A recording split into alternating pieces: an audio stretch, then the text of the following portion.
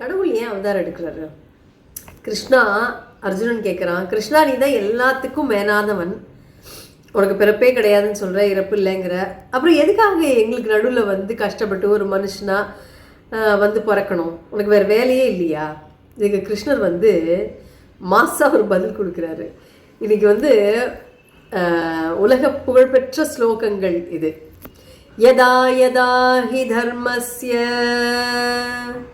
க்ளானிர்பவதி பாரத அப்யுத்தானம் அதர்மஸ்ய ததாத்மானம் ஸ்ருஜாம்யஹம். எப்பவெல்லாம் தர்மம் இந்த பூமியிலே குறைந்து அதர்மம் தலை தூக்குகிறதோ அப்போதெல்லாம் நான் என்னை படைத்துக் கொள்கிறேன், அவதாரம் எடுக்கிறேன். வந்து என்னையா பண்ணுவாரு? அதையும் சொல்றாரு அவரு. பரித்ராணாய சாதுனாம் விநாசாய ச துஷ்கிருதாம் தர்ம சம்ஸ்தாபனார்த்தாய சம்பவாமி யுகே யுகே.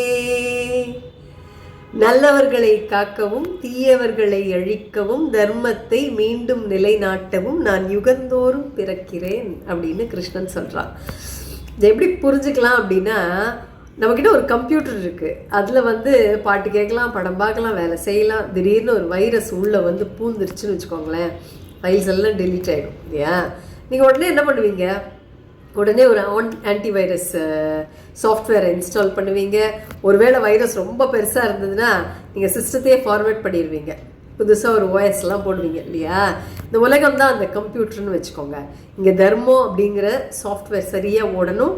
ஆனால் இந்த அதர்மங்கிற வைரஸ் அதிகமாகிறப்போ சிஸ்டம் ஹேங் ஆகிடும்.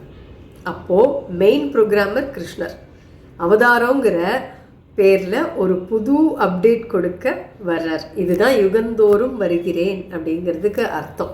கிருஷ்ணர் வந்து ஒரு ஆஃபர் கொடுக்குறார்.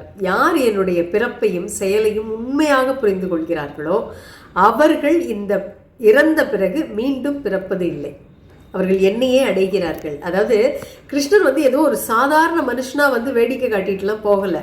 அவர் ஒரு பெரிய நோக்கத்துக்காக வர்றாருன்னு நீங்கள் மனசார நம்புனீங்கனாலே உங்கள் வாழ்க்கையுடைய கஷ்டங்கள் எல்லாமே தீர்ந்துவிடும். நம்ம வாழ்க்கையில் வந்து அதர்மம் அதிகமாகிறப்போ நாமளும் கிருஷ்ணரை தேடி ஓடணும்.